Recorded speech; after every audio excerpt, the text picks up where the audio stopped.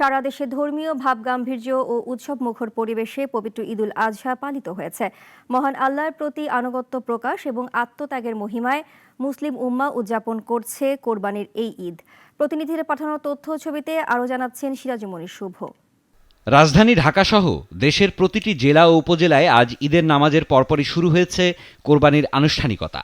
চট্টগ্রাম, রাজশাহী, সিলেট, খুলনা, বরিশাল, রংপুর সহ দেশের নানা প্রান্তে কোরবানির পশু জবাই ও পরিষ্কার পরিচ্ছন্নতা কার্যক্রম চলেছে দিনভর।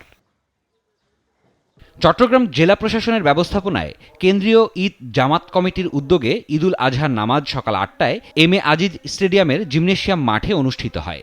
এবার প্রথম মহিলাদের জন্য ছিল পৃথক প্যান্ডেলে নামাজের ব্যবস্থা। জামাতে নামাজ আদায় করেন হাইকোর্টের বিচারপতি জিনাত হক, ছিলেন চট্টগ্রাম বিভাগের বিভাগীয় কমিশনার ডক্টর মোহাম্মদ জিয়াউদ্দিন, জেলা প্রশাসক ফরিদা খানম সহ অন্যান্যরা।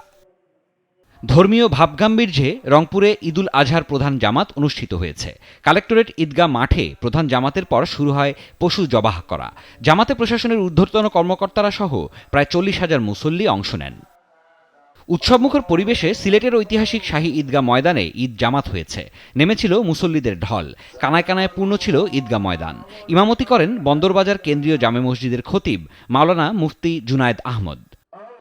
প্রতিকূল আবহাওয়ার কারণে খুলনার ঐতিহ্যবাহী সার্কিট হাউস ময়দানে এবার ঈদুল আজহার প্রধান জামাত হয়নি, তবে ঈদের আমেজ ছিল অটুট। টাউন জামে মসজিদে অনুষ্ঠিত হয় ঈদের প্রধান জামাত। অংশ নেন বিভাগীয় কমিশনার, জেলা প্রশাসক সহ রাজনৈতিক নেতারা।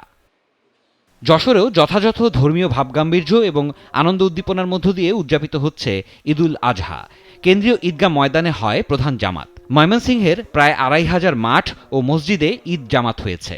নগরীর আঞ্জুমান ঈদগাহ ময়দানে ঈদুল আজহার প্রধান জামাত অনুষ্ঠিত হয়। টাঙ্গাইলে ঈদের প্রধান জামাত অনুষ্ঠিত হয়েছে কেন্দ্রীয় ঈদগাহে।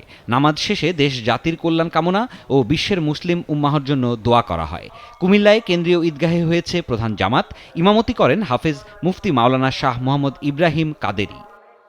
পটুয়াখালীতে কেন্দ্রীয় ঈদগাহ ময়দানে জামাত হয়েছে। জেলার সবচেয়ে বড় এ জামাতে ঈদগাহের ভেতরে ও বাইরে মিলে প্রায় ১৫,০০০ মুসল্লি একসঙ্গে নামাজ আদায় করেন। নাটোরে কেন্দ্রীয় ঈদগাহ কাচারি মাঠে ঈদের নামাজ হয়। উপস্থিত ছিলেন বিএনপির কেন্দ্রীয় নির্বাহী কমিটির সদস্য রুহুল কুদ্দুস তালুকদার দুলু। ধর্মীয় ভাবগাম্ভীর্য এবং উৎসাহ উদ্দীপনার মধ্য দিয়ে ভোলায় ঈদ পালিত হচ্ছে। শহরের যোগীর ঘোলস্থ কেন্দ্রীয় ঈদগাহ মাঠে হয় প্রধান জামাত। সাতক্ষীরায় মঞ্জিতপুর কেন্দ্রীয় ঈদগাহ ময়দানে হয়েছে নামাজ।